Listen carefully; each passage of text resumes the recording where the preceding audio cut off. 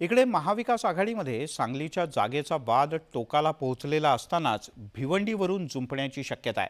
कारण राष्ट्रवादी शरदचंद्र पवार पक्षाने सुरेश म्हात्रे यांना उमेदवारी जाहीर केली आणि काँग्रेसने मैत्रीपूर्ण लढतीची चर्चा सुरू केली। महाविकास आघाडीमध्ये तिढा, काँग्रेसचा मैत्रीपूर्णचा विडा।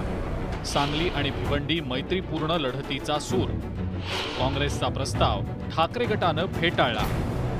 भिवंडीतही राष्ट्रवादीच्या उमेदवारीने वाद। सांगली पाठोपाठ भिवंडीच्या जागेवरून महाविकास आघाडीमध्ये तिढा निर्माण झालेला आहे। सांगलीच्या जागेसाठी काँग्रेसने विशाल पाटलांचं नाव निश्चित केलं होतं, तर भिवंडीतून निलेश सांबरे हे इच्छुक आहेत। या दोन्ही जागांवरचा तिढा सुटेल असा दावा तीनही पक्षांकडून केला जातोय। मात्र तोडगा निघाला नाही, तर दोन्ही जागांवर मैत्रीपूर्ण लढतीचा सूर काँग्रेस नेत्यांकडून आळवला जातोय। मैत्रीपूर्ण लढतीचं काही चर्चा सुरू आहे? हा प्रस्ताव आम्ही दिला होता, हे तर उघड चर्चा आहे ना। काँग्रेस या दोन्ही जागांवर लढण्यासाठी ठाम आहे। दोन्ही जागांवर मैत्रीपूर्ण लढतीचा प्रस्तावही काँग्रेसने पक्षश्रेष्ठींना पाठवला, पण ठाकरे गटाने मात्र काँग्रेसचा मैत्रीपूर्ण लढतीचा हा प्रस्तावच फेटाळून लावलाय।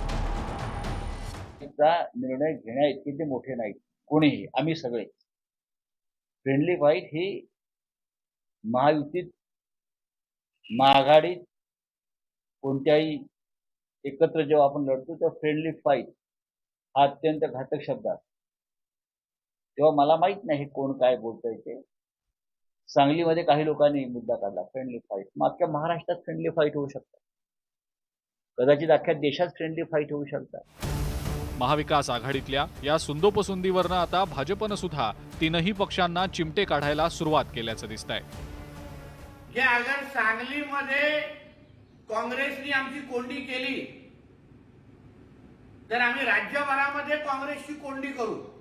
हाय हिम्मत कोंडी करण्याची राज्यभरामध्ये दाखवा, मग तो बाणा दाखवा। उद्धव ठाकरेंमध्ये बाळासाहेब ठाकरेंचं रक्त आहे, दाखवा। सिद्ध करण्याची एक चांगली संधी आहे, म्हणून उगाच सुख्या धमक्या देण्यापेक्षा आपली लायकी ओळखा। उद्धव ठाकरेंनी काही दिवसांपूर्वी मैत्रीपूर्ण लढत होत नाही आणि जिथे लढत होते तिथे मैत्री राहत नाही असं स्पष्ट केलं होतं। त्यामुळे उद्धव ठाकरेंनी म्हटल्याप्रमाणे मैत्री संपून लढत होणार की सामोपचारानं जागा वाटपाच्या या वादावर तोडगा काढला जाईल हे पाहणं महत्त्वाचं ठरेल। Bureau report, news 18 Lokmat.